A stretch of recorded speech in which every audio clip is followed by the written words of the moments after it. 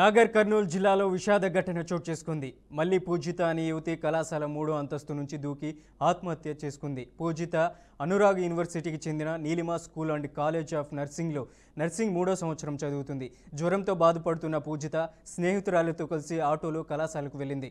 మధ్యాహ్నం సమయంలో ఫోన్లో మాట్లాడి కళాశాల భవనం 3వ అంతస్తు నుంచి దూకింది. తీవ్ర గాయాలైన పూజితను తోటి విద్యార్థులు అలాగే కళాశాల డీన్ సహకారంతో ఆసుపత్రికి తరలించారు. సమాచారం అందుకున్న పోలీసులు ఘటనా స్థలానికి చేరుకొని విచారణ చేపట్టారు. ఆమె ఫోన్ స్టేటస్లో ద ఎండ్ అని పెట్టుకుందని పోలీసులు తెలిపారు.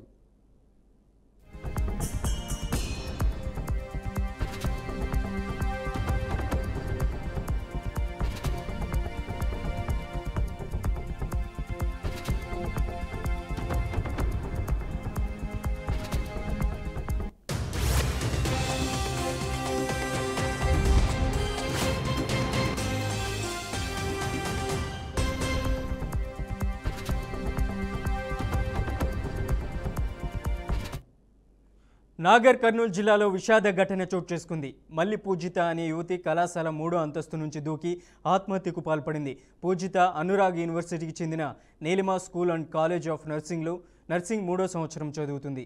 జ్వరంతో బాధపడుతున్న పూజిత స్నేహితురాలతో కలిసి ఆటోలో కళాశాలకు వెళ్ళింది. మధ్యాహ్న సమయంలో ఫోన్లో మాట్లాడి కళాశాల భవనం 3వ అంతస్తు నుంచి దూకింది. తీవ్ర గాయాలైన పూజితను తోటి విద్యార్థులు కళాశాల డీన్ సహకారంతో ఆసుపత్రికి తరలించారు.